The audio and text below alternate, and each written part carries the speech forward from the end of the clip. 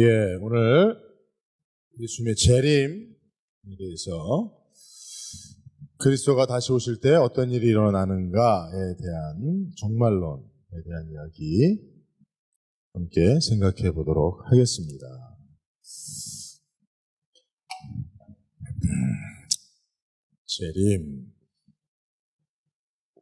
재림이라고 하는 이야기죠. 오늘 우리가 읽었던 본문 말씀은 천년왕국에 대한 이야기예요. 천년왕국. 예. 천년왕국에 대해서 들어보셨죠? 예. 천년왕국에 대한 이야기인데 오늘 본문에 보면 천년 동안이라고 하는 천년 동안 다스리시겠다고 하는 통치하겠다고 하는 그 기간이 나와요. 이 천년이라고 하는 기간이 어떤 의미고 또 그 예수님이 통치하시는 천년왕국이 언제 어떤 방식으로 이루어지는가에 대한 이야기가 종말론에 있어서는 되게 중요합니다.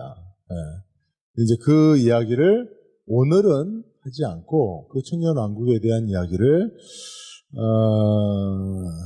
다음 주에 우리 찬양 집회가 있어서 어떻게 될지 모르겠습니다. 오늘 어쨌든 예수님의 재림 종말에 대한 이야기를 두 번 나눠서 얘기를 할 건데 오늘은 그 전에 전제되는 그런 이야기들을 먼저 생각해 보도록 하겠습니다. 이 천년왕국은 사실은 이제 후천년설, 전천년설, 무천년설 이렇게 세 가지로 이제 나눌 수 있습니다만은 요거는 이제 다음 시간에 살펴보고요.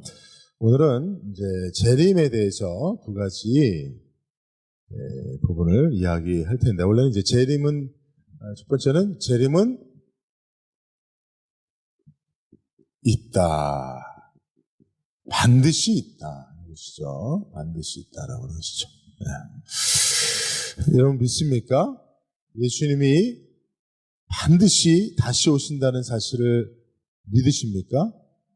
예. 요한복음 14장 3절에 보면 가서 너희를 위하여 거처를 예배하면 내가 다시 와서 그렇죠? 앞에 다시 와서 너희를 내게로 영접하여 나 있는 곳에 너희도 있게 하리라. 할렐루야. 자, 그러니까 예수님의 초림이 성탄이죠. 그죠?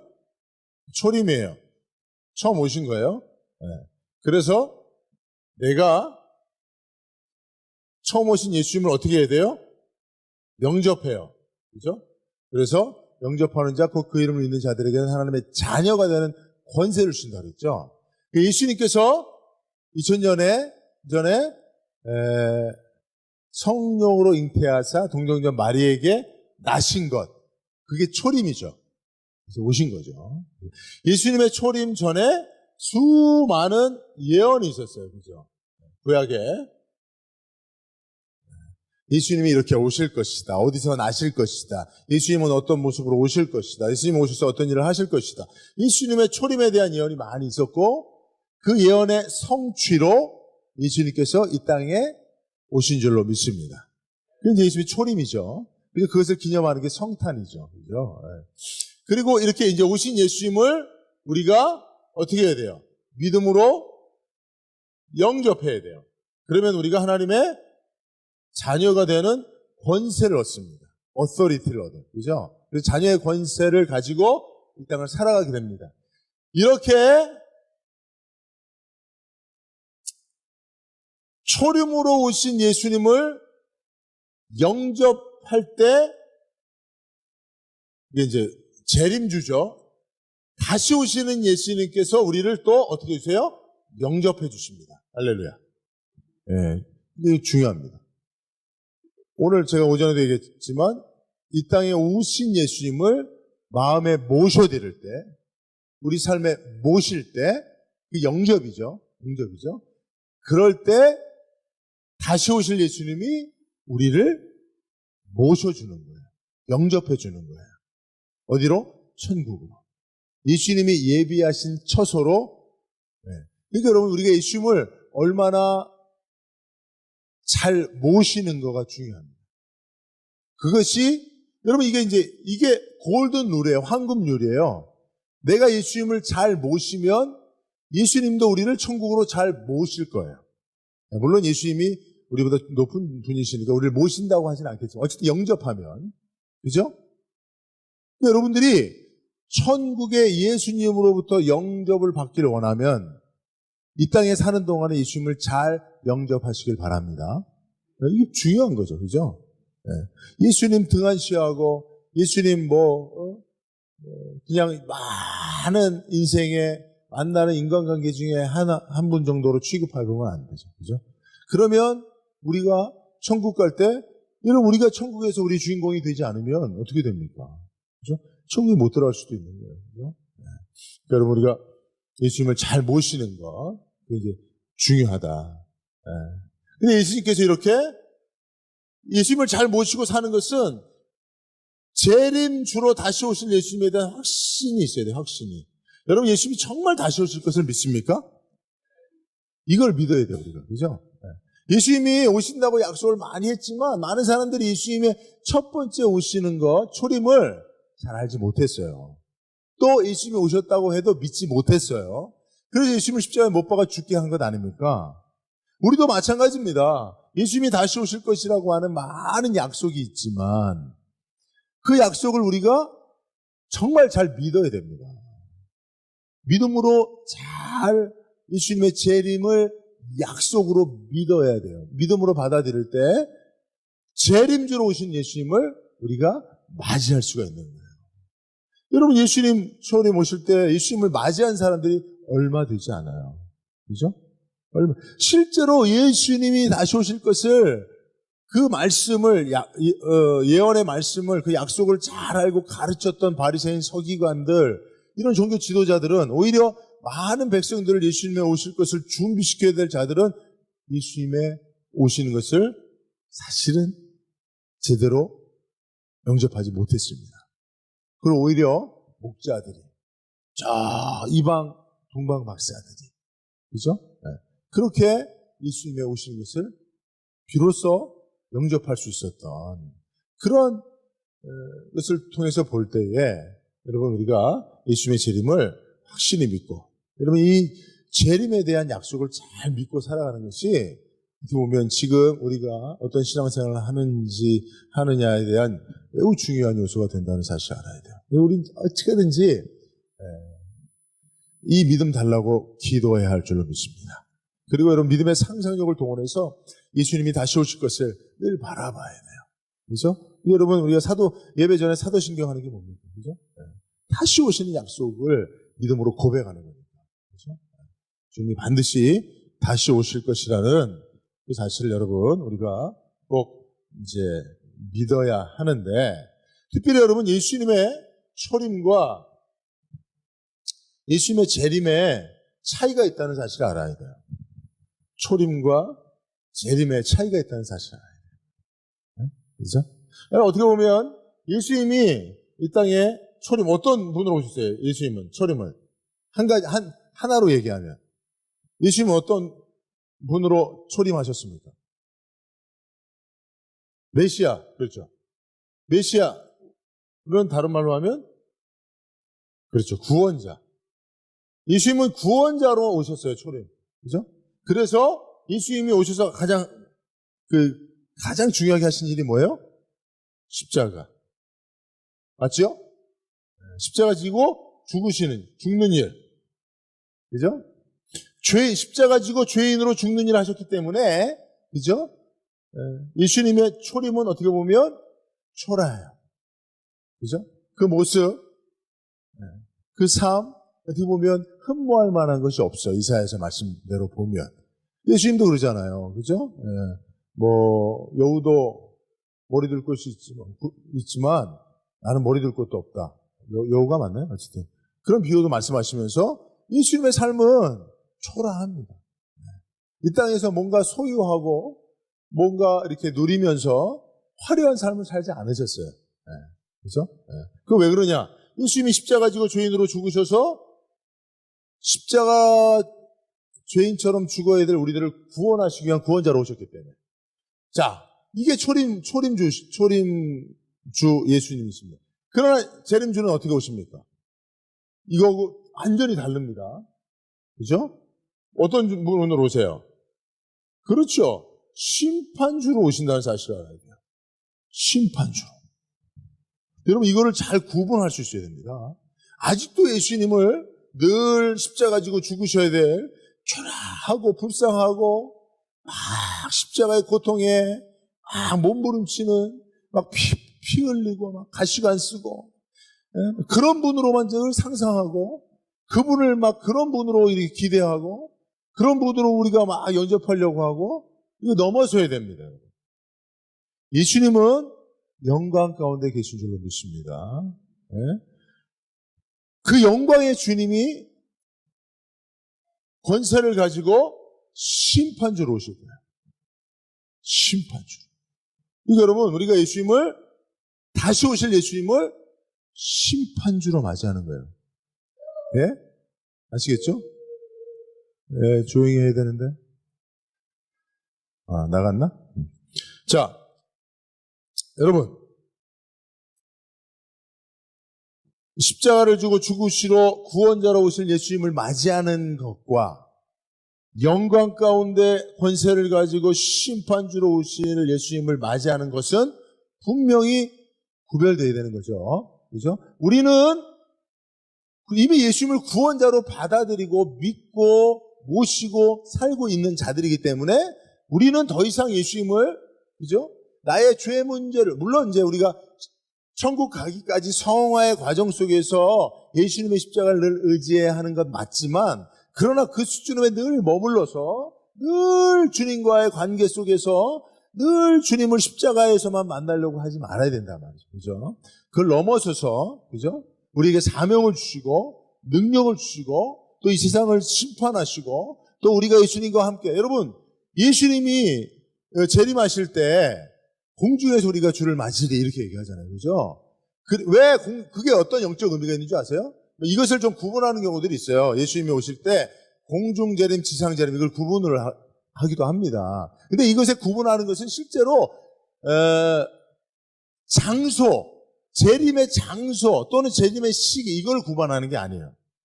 왜 공중 재림, 지상 재림에 대한 이야기가 나오냐면 그 이야기의 가장 중요한 초점은 뭐냐면 예수님이 오실 때 재림주로 오신단 말이에요. 심판주로 오신단 말이에요. 천사들을 동원하고 오신단 말이에요. 구름을 타고 오신단 말이에요. 아멘 하는 자들에게 오신단 말이에요. 그죠? 오실 때 우리가 주님을 맞이할 거 아니에요. 재림주로. 근데 예수님의 초림, 구원자로 오신 그 사실을 믿고 그 십자가의 대속의 은혜를 받아들인 자는 더 이상 주님의 심판의 대상이 아니라 주님과 함께 심판하는 위치에 서게 된단 말입니다. 할렐루야. 이게 놀라운 하나님이 우리에게 주신 은총이죠. 그 재림에 대한 소망이 여기에 있어요, 우리가. 지금은 세상에 예수 믿는 것들, 저 예수쟁이들 이렇게 세상 권세에 눌려 사는 것 같지만 사실은 우리가 그들을 심판하는 권세를 가진 하나님의 자녀들인 것입니다. 예수님의 형제들 된 자들입니다. 예수님과 함께 심판, 그게 뭐냐면 그래서 먼저는 예수님이 공중 재림하실 때 우리가 예수님을 공중에서 맞으리. 이건 뭐냐면 예수님과 함께 이 땅에 주님이 지상 재림할 때 이 땅에 심판받을 자들을 향하여 우리가 심판주를 대동하고 오는 자들이 되는 거예요. 예수님을 심판주로, 그러니까 예수님을 이렇게 보는, 심판주로 오시는 분을 이렇게 보는 자들은 심판받을 대상이고 예수님과 함께 심판받을 대상을 향하여 우리가 임하게 된다는 거예요. 그래서 사실은 공중재림과 지상재림에 대한 이야기의 포인트는 거기에 있지, 실제로 재림 때 우리가 공중에서 주님 만나냐 아니면 땅에서 만나냐 이런 것에 초점을 맞추면 안 돼요. 이 영적 의미가 매우 중요하다는 사실을 알아야 돼요. 그래서 여러분 우리가 결국은 예수님의 재림이 소망스러우려면 십자가를 든든히 붙잡고 십자가의 보혈로 흘리신 보혈로 우리 죄사함을 받고 그 너머에 주님과 함께 사명을 감당하는 삶을 살다가 주님이 이 땅에 재림주로 오실 때 우리가 주님과 함께 어깨를 마주하고 이 땅에 주님과 함께 주님의 권세를 가진 자들로 임하게 되는 거.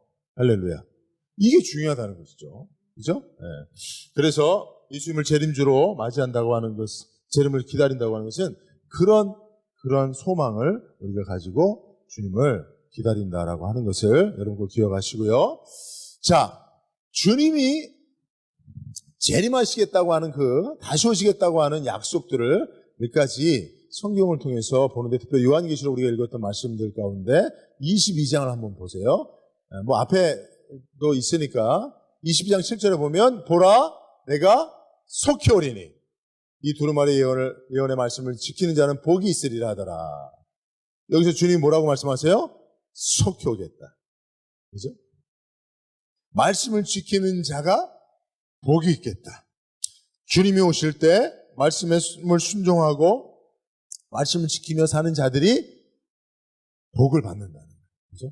22장 12절을 보면 보라 내가 속히 오리니 내가 줄 상이 내게 있어 각 사람에게 그가 행한 대로 갚아주리라. 할렐루야. 22장 20절을 보면 이것을 증언하는 이가 이르시되 내가 진실로 속히 오리라 하시거늘 아멘 주 예수여 오시옵소서. 할렐루야. 여러분 아멘 주 예수여 오시옵소서. 주 예수여 오시옵소서. 자, 이걸 아람어로 하면 뭐라 그래요? 그렇죠. 마라나타. 우리 이따 설교회는 마라나타 찬양하겠습니다. 마라나타 주 예수여 어서 오시옵소서. 그게 주 예수여 어서 오시옵소서. 여러분 성경의 마지막 그 성도들의 고백이 뭡니까? 마라나타예요. 모든 말씀의 끝에 우리는 마라나타. 주 예수여 어서 오시옵소서. 이게 저와 여러분들의 우리 인생의 최고의 최후의 소망이 되어야 할 줄로 믿습니다. 우리 예수님을 기다리는 사람들. 이게 이제 아람어가 당시 예수님 시대에 팔레스타인에 통용됐던 언어예요. 그죠? 그래서 예수님도 아람어를 쓰셨습니다.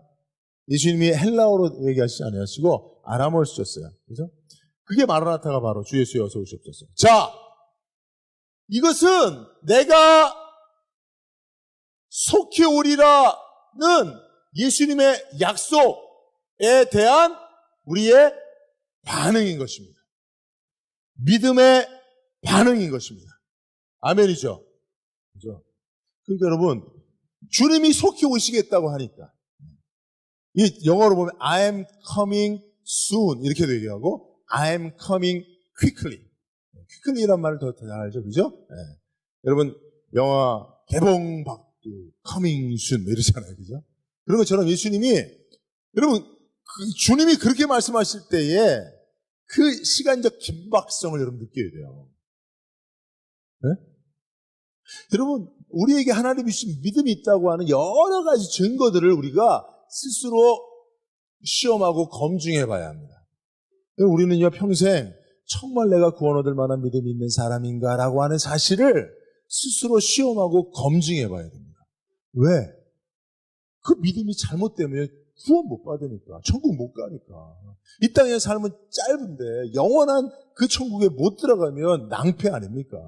그때 가서 후회해봤자 소용없잖아요. 그죠? 다시 기회가 없으니까. 여러분 대학 시험 떨어져도 다시 기회 있습니다. 인생은 여러분 그렇게 한 번의 기회로 인생 끝나는 건 아니에요. 네? 취직 못해도 기회 있어요. 네? 한 번 결혼 잘 못해도 기회 있어요. 네? 무슨 말인지 아시죠? 네. 아니 회개하고 잘 살면 새로운 사람하고 사는 것처럼 사는 거야. 여러분 내가 변하면 상대방이 안 변해도 새로운 인생을 살기 시작하는 겁니다. 할렐루야. 사람을 자꾸 바꾸지 말고 나를 변화시키시기 바랍니다. 네, 그래서 기회가 있다라고 하는 거예요. 네, 뭐 자꾸 이렇게 사람 대상 바꾸라는 얘기가 아니고 그러나 천국 갈 기회는 딱 한 번밖에 없어요. 마지막 때에 내 믿음을 붙잡고 주님 앞에 서는 그 한 번의 기회를 놓치면 천국 못 가니까. 네? 예수 이름을 고스란히 심판주로 맞이하게 될 것이니까. 그러니까 우리가 시험해 봐야 돼요. 그 중에 하나가 뭐냐? 마라나타 신앙이 내게 있느냐는 거예요. 주님이 내가 속히 오리라 라고 하는 그 말씀 앞에 주여 어서 오시옵소서. 주님이 속히 오리라 그러면 주님 조금만 늦게 오십시오. 이런 믿음을 가지면 안 돼요. 주님이 언제 왔으면 좋겠어요? 주님이 언제 왔으면 좋겠어요? 여기 계신 분들. 네? 주님이 언제 왔으면 좋겠어요? 솔직히 여러분들 믿음으로 당장이라도 왔으면 좋겠어요? 집사님? 네. 정말? 진짜요? 네. 진짜 그렇게 돼야 돼요. 아니, 그 믿음에까지 우리가 우리 믿음을 성장시켜야 된다. 네. 그 믿음이 내 안에 존재하도록. 네? 솔직히 여러분, 우리가 스스로에게 물어봐야 돼요. 주님, 내가 지금 오신다고, 주님이 속히 오시라. 그럼 내가 주님이 오신다고, 어서 오시옵소서. 그렇게 돼야 되잖아요. 그죠? 저기 뭐 이렇게 예를 들면, 뭐, 아빠가 들어온다 그러면, 전화 와서, 아빠 언제 와요? 나 그거 갈 것 같아. 그럼, 아빠 빨리 와요. 그런 마음 있잖아요. 근데, 그런 거 있잖아요. 아빠가 들어오신다 그러면, 아빠 언제 와요? 그러면, 나 곧 갈 거야. 그러면, 아빠 좀 천천히 오셔도 돼요. 여러분, 그거 알죠? 느낌. 네? 우리, 주님이 내가 속히 오리라 그러면, 마라나타 해야죠. 주 예수여 어서 오시옵소서. 말씀하신 대로 속히 오시옵소서. 네, 그렇게 얘기해야죠. 그 주님에 대한 사랑, 주님에 대한 그리움, 주님이 필요하다고 하는 거예요. 그것이 우리의 믿음 속에서 늘 고백되는 사람만이 마라나타 신앙을 고백할 수가 있어요. 네? 이걸 무슨 그냥 그게 아닙니다. 정말 우리 삶에 주님이 필요하고, 주님이 그립고, 주님이 보고 싶고, 여러분 주님 만나면 얼마나 행복하겠어요, 우리가. 주님 만나면 얼마나 행복하겠어요. 나를 위해 십자가에 죽으신 그 주님. 내가 기도할 때마다 그 마음을 헤아려 주셨던 주님. 내 눈물 닦아주셨던 주님. 나 위로해 주셨던 주님. 내 인생의 평생의 동반자가 되셨던 주님. 정말 나를 가장 잘 아시고 최고로 사랑하시는 그 주님. 주님 얼마나 우리가 보고 싶습니까? 그죠? 그렇지 않습니까? 드라마가 끝난 다음에 오시면 좋겠죠? 요번에 드라마가, 월교시 양복점이 끝나고 오시면 좋겠죠? 그래서 요새는 우리 집사님들 뭐 보시나? 나이 드신 집사님들은 나이 드신 집사님들은 별로 드라마 안 보시는 것 같아. 여기는 뭐 보세요? 도깨비. 요새 도깨비 본대, 도깨비. 근데 도깨비 10몇 부작인지 알아요? 16부작인데, 어제 몇 회 했어요? 6회 했죠. 근데 예수님이 오셔도 10주. 일주일에 2번 하니까 5주 있다 오시라고. 그러면 안 된다 이거지. 그러면 주님 오시기 전에 도깨비를 만난다는 사실. 요새는요, 근데 드라마가, 우리가 제가 오늘 시간이 안 돼서 말 못하겠지만, 재림의 징조들이죠, 징조. 성경이 분명히 명시하고 있는 재림의 징조들도 있는데, 여러분, 우리가 정말 이 시대를 보면, 정말 주님이 재림주가 다시 오시는 그때는 어떤 때냐 하면, 제가 영적으로 여러분들에게 매우 중요한 인사이트를 드리면, 지금 현실 세계만이 존재하는 것처럼 보이잖아요. 그죠? 눈앞에 보이는 자연 세계, 현실 세계만 그러니까 이 현실 세계 속에서 필요한 게 돈이고, 먹는 거고, 보이는 것들, 그런 것들이 풍성한 것이 축복이다 이렇게 느껴지잖아요. 근데 사실은 이 세상은 현실 세계만 눈에 보이지만 보이지 않는 영적 세계가 있죠. 근데 이 보이지 않는 영적 세계가 현실 세계를 깨고 들어오는 그때가 있습니다. 네? 그게 유한한 세계에 영원한 세계가 침노에 들어오는 때가 있습니다. 그때가 종말이에요. 그때가 종말. 영원히 계신 하나님께서, 그죠? 유한하고 눈에 보이는 현실 세계, 보이지 않는 하나님의 그 영적 모든 하나님의 나라가 현실 세계, 마치 그 새 예루살렘이 공중에서 임하는 것처럼 그 계시록에 표현되어 있잖아요. 그게 뭡니까? 영적 세계, 영원한 영적 세계가 유한한 현실 세계를 깨고 들어오는 거예요. 이제 그때가 종말이에요. 그때 어떤 징조가 있겠습니까?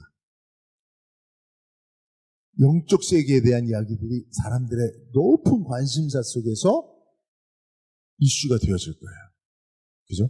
이전에는 그냥 먹고 마시고 이런 이 양극단이 보여질 것인데, 더 현실에 집착하고 무너져 버리고 잃어버리고 불타버릴 이 현실 세계가 영원한 것처럼 붙잡고 있는 사람들이 있을 것이고, 또 한 면에는 이 영원한 세계에 대한, 영적 세계에 대한 많은 사람들의 관심이 고추가 될 거예요. 고무가 될 거예요.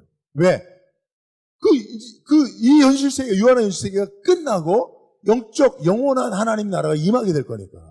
예수님이 임하시는데, 여러분, 구름을 타고 오신다는 게 뭐예요? 진짜, 우리 하늘에 보이는 그 구름 타고 오시는 게 그게 아니죠. 네? 영적 세계와 현실 세계가 이제는 구분되어 있지 않고 하나로 딱, 네. 그게 이루어지는 세계가 그게 종말의 징조예요. 종말의 징조들. 그래서, 처치의 기근이나 이런 것들이 있는 건 뭐냐면, 현실 세계에 우리가 영원하다고 믿는 것들이 다 무너지는 이런 것들을 이제 징조로 보여주시는 거예요. 왜냐? 이것이 영원하지 않고 영원한 게 있다고 하는 걸 하나님께서 그 사인들, 징조를 통해서 보여주시는 거죠. 그래서 여러분 지금 드라마나 이런 것들 보세요. 다 영적 세계의 이야기를 기반으로 하고 있어요. 그죠? 도깨비. 여러분, 한 20년, 30년 전만 해도 임금님의 첫사랑 이런 거 봤지, 우리가. 어디 그럴 때 지금 도깨비를 주제로 해봐요. 그건 그냥 여름에 전설의 고향 때는 한 번씩 나왔던 거지. 지금은 완전히 드라마들이요. 다 이 영적 세계들. 도깨비. 또 지금 또 뭐 나와요? 인어 나오죠, 인어도 이거 상상의 세계, 영적 세계, 이건 그런 거잖아요. 현실 세계에 존재하는 게 아니잖아요. 기억을 지웠다. 그리고 막 시간의 흐름, 시간은 하나님이 창조한 거기 때문에 공간과 함께 반드시 흘러가게 되어 있어요. 근데 이거를 막 뒤죽박죽 만드는, 그죠? 이민호가 과거로 갔다, 현실로 갔다가 전지현이 저기 조선시대로 갔다, 여기 왔다, 막 정신없어요. 근데 막 그걸 볼 때마다 막 신비감을 느끼고 막 거기에 빠져들어가요. 그죠? 일상적인 거는 별로 관심이 안 들어. 일단 도깨비가 나오고 인어가 나오고 시대가 막 조선시대 갔다 미래 갔다 왔다가. 그죠? 얼마 전에 했던 거 뭡니까? 또 전지현 나왔던 거. 드라마 또 뭐야? 별그대. 얘는 또 지구로 만족이 안 돼. 저기 어디, 별 세계에서 온. 여러분, 왜 이런 일들이 많은 사람들이 관심사가 되는 줄 아십니까? 이 지금 보이는 유한한 현실 세계가 무너지고 영원한 영적인 하나님 나라가 가까이 온 이 종말의 징조 중에 하나입니다, 이게. 그런데 막 거기에 막 보면서 여러분 인어를 흠모하고 도깨비를 흠모하고 이런 거 하지 말고 그걸 볼 때마다 아멘, 주 예수여 오시옵소서. 마라나타. 도깨비 끝날 때 다음 주는 이걸 보지 마시고 찬양을 하나 하세요. 마라나타 주 예수여. 여러분 그 드라마 OST가 마라나타. 도깨비의 OST는 마라나타예요, 여러분. 여러분 도깨비 끝날 때마다 마라나타 주 예수여 어서 이런 찬양을 해야 된다. 여러분 이게 중요한 겁니다. 왜냐하면 우리는 예수님의 재림을 마라나타의 신앙으로 화답해야 될 존재들이란 말이에요. 그죠?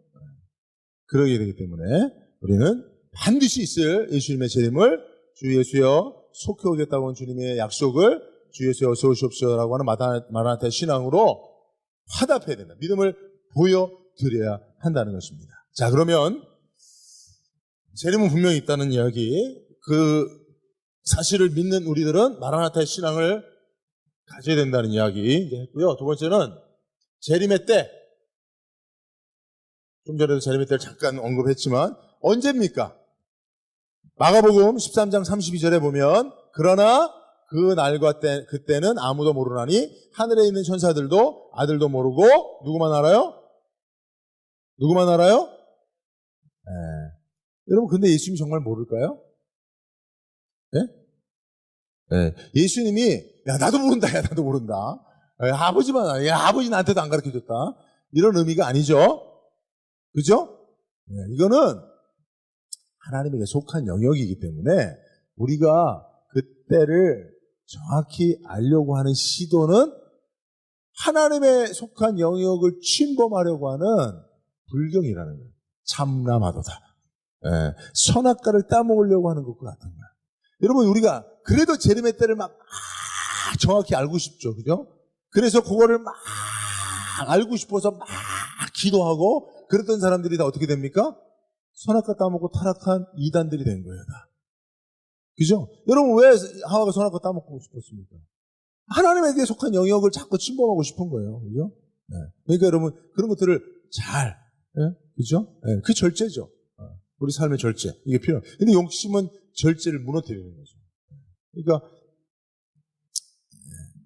그래서 패망하게 되는 거예요. 자, 그러나 중요한 것은 그렇다고 해서 우리가 재림의 때를 모른 척하고 사느냐? 아니란 말이에요. 아니란 말이에요. 우리에게 하나님께서 허용하신 한계가 있음을 때는 기본적으로는 모른다야. 그러나 믿는 자들에게는 한계가 있어요. 하나님께서 우리에게 허용하신 한계가 있습니다. 재림의 때에 대한. 여기까지는 우리가 알아야 할 줄로 믿습니다. 이건 알아야 돼요. 자, 데살로니가전서 5장 1절에서 6절. 자, 앞에 있는 말씀. 자, 보세요. 자, 볼게요. 1절 보면 형제들아 때와 시기에 관해 너에게 쓸 것이 없다는 거예요. 그러니까 사람의 입장에서는 이게 재림에 대한 이야기예요. 여러분, 예수님의 재림에 대한 이야기 데살로니가 전후서에 많이 나옵니다. 그래서 재림에 대한 이야기 하다가 내가 너에게 쓸 것이 없다. 나로서는 어떤 정보와 소스가 없다. 다만 한계가 있다. 우리가 알아야 될 한계가 있는데 그 얘기를 지금 2절부터 하는 거예요. 주의 날이 밤에 도적같이 이룰 줄 너희 자신이 자세히 알미라. 예수님의 재림은 어떻게 와요? 도적같이 임하는 거죠. 근데 여러분 그런 찬양도 있죠. 무슨 찬양 아시죠? 그날이 도적같이 이룰 줄 너희는 모르느냐 하는데 여러분 거기까지만 알면 안 돼요. 그 다음 말씀이 중요해요.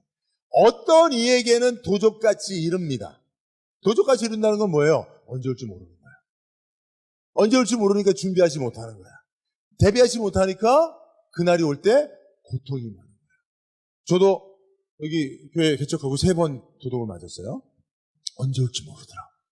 걔가 언제 올지만 알면 내가 다 준비하고 다 이렇게 가져갈 거 가져가지 않을 거 이렇게 다 구비해 놓고 아니 집안을 온통 다 어지럽히고 하니까 얼마나 고통스러워요.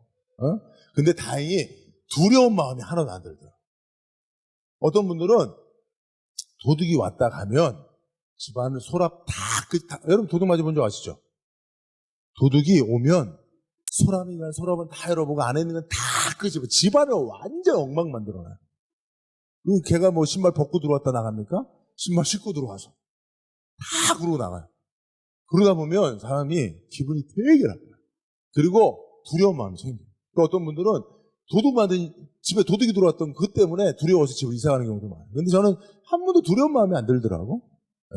약간 좀 청소하는 불편함은 있지만 참 감사하더라고요. 근데 여러분 도둑이 올 줄을 알지 못하니까 준비를 못해요. 그러니까 도둑이 왔다가 오는 것은 고통입니다. 그 얘기를 하는 거예요. 자 보십시오. 3절에 저희가 평안하다 안전하다 할 그때 그 잉태된 여자에게 해장 고통이 이른 것 같이 멸망이 호련히 너에게 이르니 결단코 피하지 못하리라. 자, 여기까지는 불신자들에 대한 이야기예요. 예수님을 믿지 않고 예수님의 내가 속히 오리라고 하는 그 말씀을 약속으로 믿지 못하고 마라나타 신앙을 갖지 못한 사람들은 예수님의 재림은 도적같이 임할 거란 말이에요. 준비가 안 된단 말이죠. 그러니 예수님의 재림은 고통과 수반되는 거란 말이죠. 아시겠죠? 그러나 어떻게 우리는 자 4절 형제들아 그죠? 신자들이죠. 예수 믿는 사람들이죠. 신자들은 어떻습니까? 자 말씀 4절부터 읽습니다. 시작. 형제들아 너희는 어둠에 있지 아니하매 그날이 도적같이 너에게 임하지 못하리니 너희는 다 빛의 아들이요 낮의 아들이라 우리가 밤이나 어둠에 속하지 아니하나니 그러므로 우리는 다른 이들과 같이 자지 말고 오직 깨어 근신할지라. 할렐루야. 자 여기 보십시오. 우리는 형제들은 정체성이 어떻게 돼요? 밤의 아들이 아니고 낮의 빛의 자녀란 말이에요. 그죠? 그죠? 그러니까 여러분, 도둑이 언제 와요? 밤에 오잖아, 밤에. 그죠? 예. 그러니까 여러분, 도둑이 낮에 오면 다 알죠? 그죠? 눈 시퍼렇게 뜨고 있는데 알죠? 그러니까 여러분, 예수님이 도적같이 임하는 거지, 도적으로 오는 건 아니에요. 그걸 오해하지 마세요. 예수님이 도적같이 임하는 것은 뭐냐? 그 인생이, 정체성이 밤이기 때문에 그래요. 어둠에 속해 있기 때문에 그래요. 어두우니까 주님이 오셔도 모르는 거예요. 그러나 우리는 낮이요, 빛의 자녀라. 그러니 주님이 오실 때 도적같이 오는 게 아니란 말이에요. 그죠? 그 사실을 알아야 됩니다. 그래서 예수 믿는 사람들은 아는 거예요.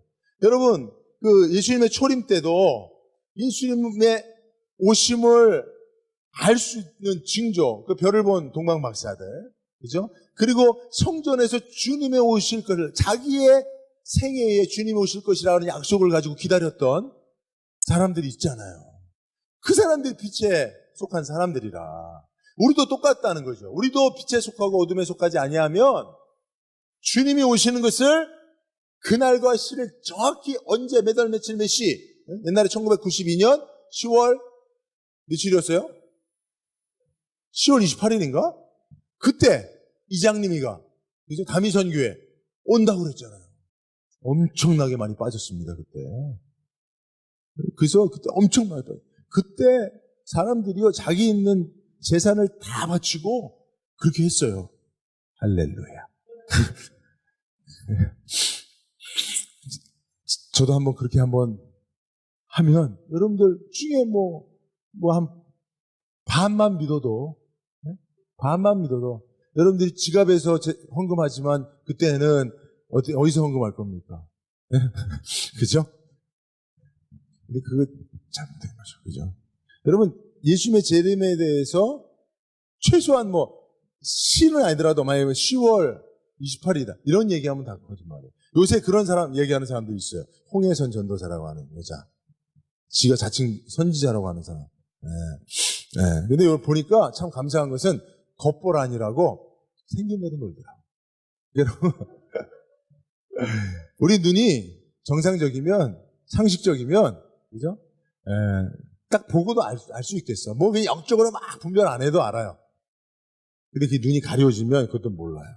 여러분, 정상적인 눈만 갖고 있어야 돼요. 상식적인 눈만 갖고 있어요. 자, 그래서 형제들은 도적같이 임하지 않아요. 낮에. 그래서 주님이 오시는 징조를 분별하게 됩니다. 그죠? 이게 이제 징조는 성경에 나와 있죠. 그죠? 성경에 그 징조에 대해서는 저희가 이제 다음 시간에 얘기를 할 텐데, 그것을 결국은 징조는 사인이에요, 여러분. 사인이기 때문에 분별을 해야 돼요. 그죠? 분별을 해야 돼요. 그것을 통해서 징조는 사인이란 말이에요. 그죠? 제가 제 사인이 이렇습니다, 여러분. 잠깐만요. 사인을 할 때마다 달라져. 어떻게 하지? 볼펜으로만 해봐갖고, 이게 제 사인이에요. 근데 이게 저라는 거를 모르죠? 저라고 하는 존재를 다 드러내 보여줍니까? 분별이 필요해요, 분별.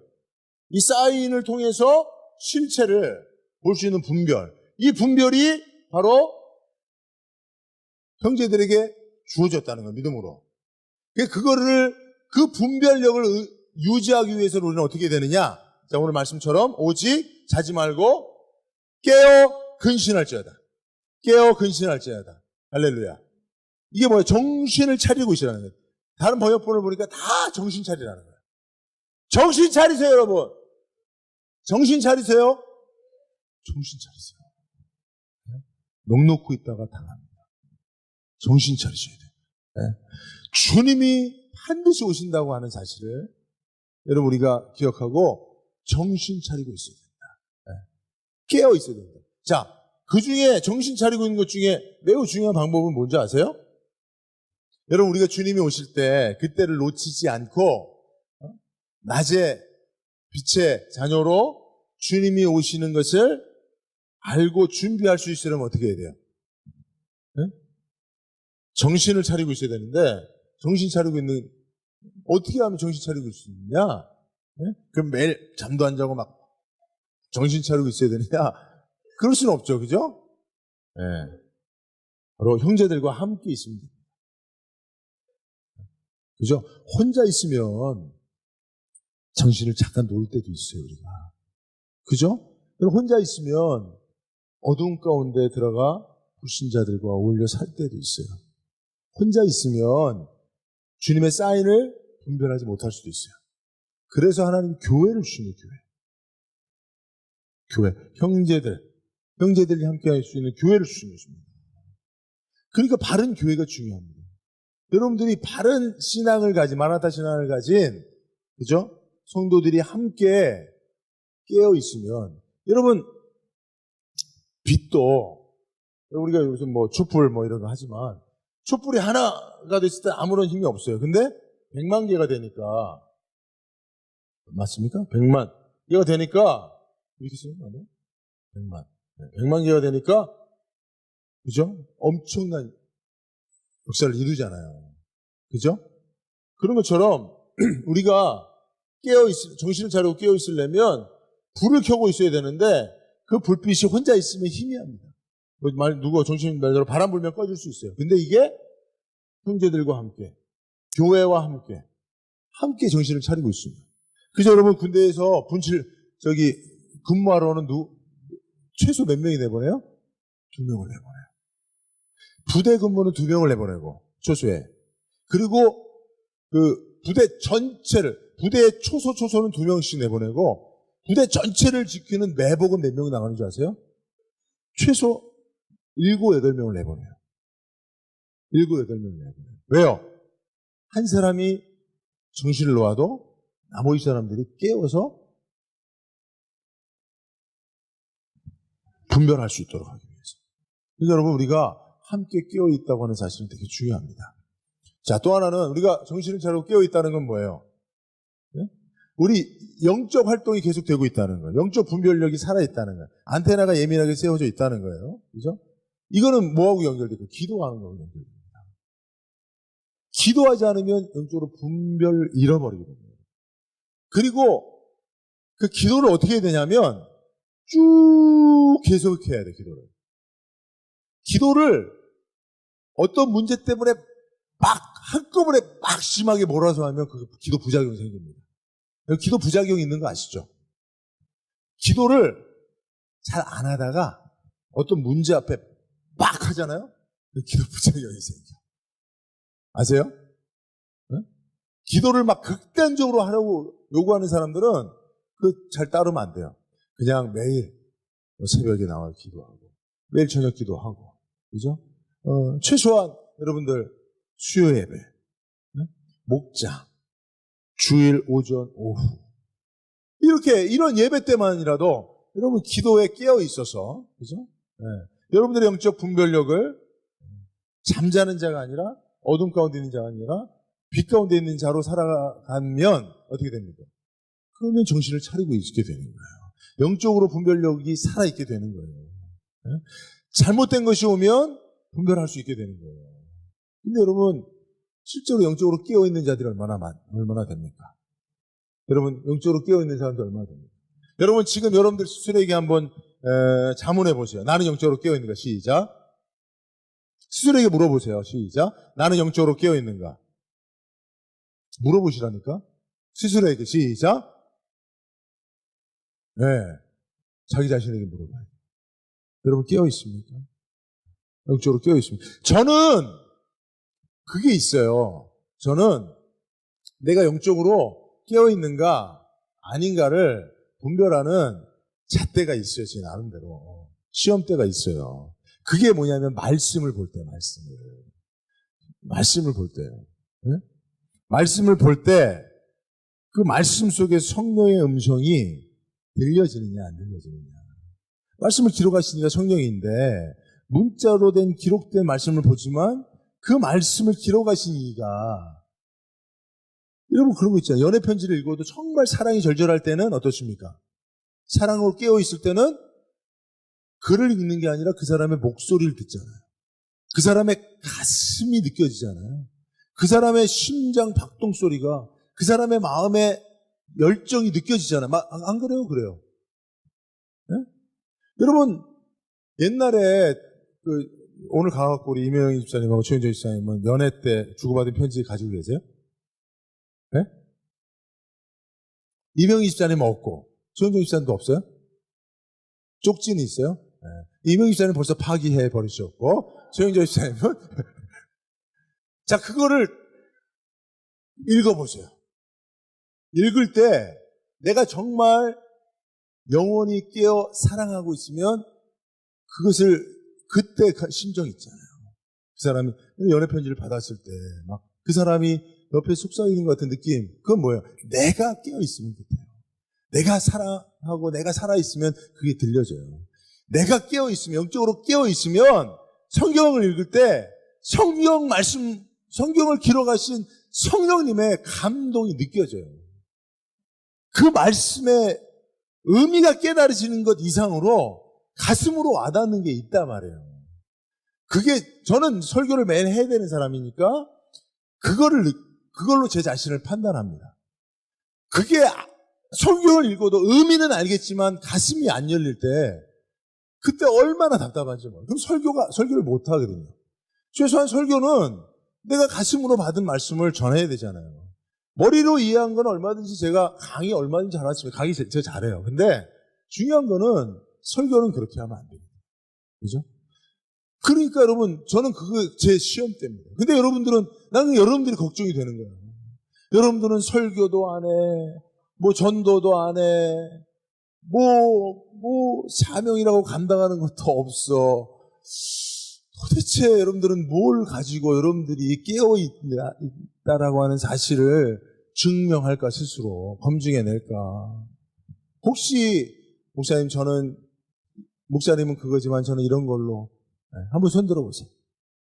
근데 결국은 여러분들은 기도밖에 없는 거예요, 사실은.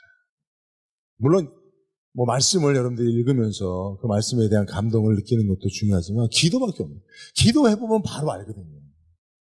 정말 영적으로 깨어있으면 기도하면 아버지만 해도 가슴에 뭔가 막 밀려오는 게 있어요. 근데 그게 영적으로 깨어있지 않으면 쥐야 해도 아무것도 없어. 목만 아파. 어? 그리고 계속 기도하다가 쥐야 믿습니다. 쥐야. 우리 왜냐하면 새벽기도 오신 분들은 30분에 차 다시 나가거든요. 그럼 쥐야 마수야 시간도 안 간다. 그러고 일어나서 30분 지났는데 더 기도하는 권사님 있으면 툭 차고 나와. 이렇게 되는 거예요. 이제 새벽 기도 한번 나와보세요. 재밌습니다. 저도 기도하다가 어떤 때는 왜 시간이 안 가는 거야? 저 시계가 맞나? 이상하다. 분명히 한참 기도했는데 왜 벌써들 다 나갈 때가 됐는데 안 나가고. 목사는 또 최소한 여기 새벽 기도 오신 분들보다는 좀 더 기도해야 되잖아. 뭐 교육자들 보들은 한번 신경도 안 써요. 뭐 한전사님들은 오래 기도하고 부목사님도 오래 기도하니까 뭐 두 분은 남아있거나 말거나 뭐 내가 일어나서 나가 있었지만 평신도보다는 내가 더 있어야 되잖아.